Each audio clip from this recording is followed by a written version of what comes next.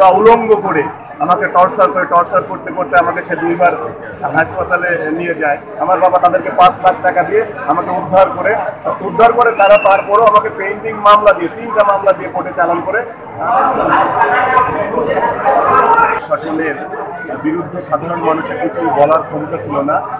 এরা আওয়ামী দুঃশাসন সারা বাংলাদেশের সাধারণ মানুষ এবং বিএনপির নেতা কর্মীদেরকে হয়রানি, মামলা, মোকদ্দমা, গুম, খুন, চাঁদাবাদী বিভিন্নভাবে আমাদেরকে চেষ্টা করে। তারই ধারাবাহিকতায় আমাকে আপনার একটা জায়গা থেকে অপহরণ করে বালিয়াকান্দি কলেজ মাঠের যে পিছনে রাস্তা, ওই রাস্তা থেকে আমাকে অপহরণ করে তুলে নিয়ে গিয়ে বালিয়াকান্দি উপজেলা আওয়ামী লীগের এক নেতার বাসায় নিয়ে গিয়ে তৎকালীন থানার যে ওসি ছিলেন আবু সামা মোহাম্মদ ইকবাল হায়াত, তিনি আমাকে হাত পা বেঁধে ঝুলিয়ে আমার পুরা উলঙ্গ করে আমাকে টর্চার করতে করতে আমাকে সে 2বার হাসপাতালে নিয়ে যায়।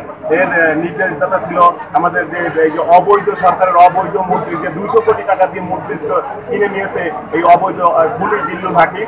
এই জিল্লুল হাকিমের নির্দেশনায় তার স্থানীয় আওয়ামী লীগ এবং তার ওই প্রশাসন যে সরকারের চাটুকারিতা করেছেন সেই সময়কার অধিক, তারা আমাকে তুলে নিয়ে গিয়ে প্রচণ্ড মানে মারধর করে এবং আমার মেরুদণ্ড ভেঙে যখন শোয়ায় রাখে একটা আওয়ামী লীগ নেতার বাসায়, তখন আমার বাবাকে নিয়ে যায় দেখায় আমার বাবার কাছে 10 লাখ টাকা চাঁদা দাবি করে।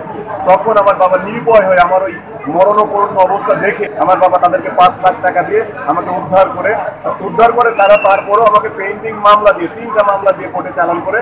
তারপরে আমার জেলা বিএনপির যে বিপ্লবী সদস্যের মধ্যে আমার পাশে ছিলেন সবসময়, তিনি আমার মামলাটায় জামিন করার কারণে আমি খুব অসুস্থ ছিলাম, হাঁটতে চলতে পারতাম না।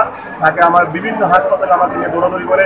ইভেন আমার বিএনপির যে ভারপ্রাপ্ত চেয়ারম্যান জনাব তারেক রহমান এবং রাজবাড়ী জেলা বিএনপির সাবেক সাধারণ সম্পাদক তথা বালিয়াকান্দি কালুখালীর গণমঞ্চের নেতা হারুনুর রশিদ হারুন ভাইয়ের মাধ্যমে ড্যাবের ডাক্তার মোহাম্মদ আমানুল্লাহ এবং লন্ডন বিএনপির সাংগঠনিক খসরু ভাই সহ আমার জেলা বিএনপির সমস্ত নেতৃবৃন্দের মাধ্যমে তারেক রহমান আমার সমস্ত চিকিৎসার ব্যবস্থা করে এবং তার নিজস্ব অর্থায়ন যে জিয়াউর রহমান ফাউন্ডেশনের মাধ্যমে আমার কিডনির 2টা ডিস্ক চেঞ্জ করে তখন আমার সেন্ট্রালের সমস্ত নেতৃবৃন্দ আমাকে হাসপাতালে দেখতে আসছিল।